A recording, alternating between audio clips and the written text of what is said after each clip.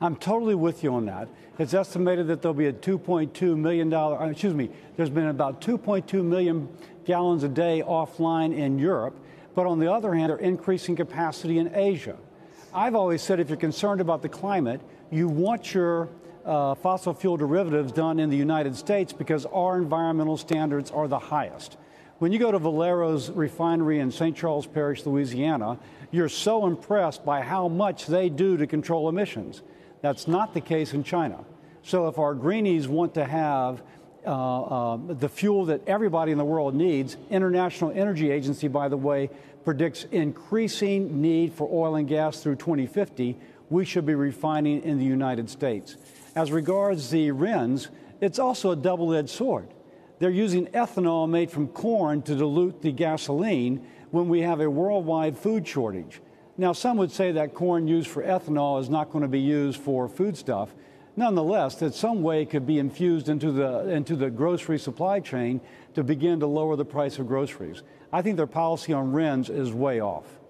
I even just saw a chart of coal usage globally, Senator, and after not hitting record use a couple of years, we're back to record uses for coal, not here, but in China and India. So a lot of these things we're doing, it's hard to really see whether we're going to have a benefit anytime soon on it. And if we're going to 2050 with increasing oil, that none of this really makes sense. And there's going to have to be some 180-degree moves across a lot of different industries, and I think government is going to have to do that and just face the facts that you can't get to zero emissions next year or the year after that.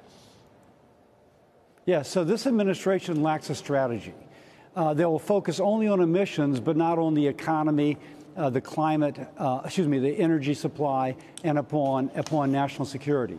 We need a strategy which recognizes the nexus between climate, energy, the economy of a country and of a family, and our national security. If you ignore any of those, you don't get any of them.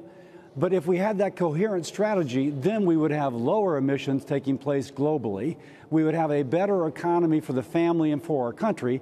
We'd have a better national security situation. Again, I don't want to sound partisan. I think you can objectively say this administration lacks a strategy which addresses those four intertwined issues. Okay, so we have an election in November. We have one in 2024. But if you were a company that builds refineries or operates refineries, why would you have the confidence to risk your capital on a billion-dollar project that goes out 5 or 10 years? Is there anything that what would a Republican Congress or a Republican president do to ensure that you'll get a return on capital and that the rug won't be pulled out from you under you the next time we get a Democratic administration in? Well, first, let's recognize that a lot of these companies might be invested in Asia. Asia does not enforce, Asian countries often do not enforce their environmental standards. And so your regulatory cost of compliance is much lower in Asia. And then you can ship to international markets, including back to the United States.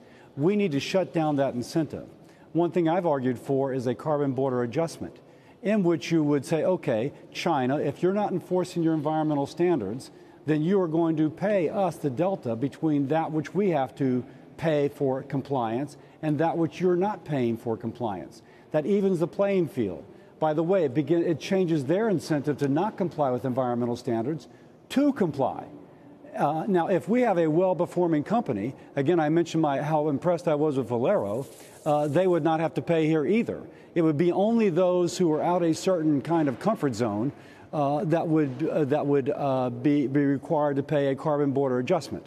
Now, I can go further into it on another session, but I think that's something that would change the incentive for companies to locate here, to actually come to our environmental standards, as opposed to taking their jobs elsewhere and polluting the global environment more than otherwise.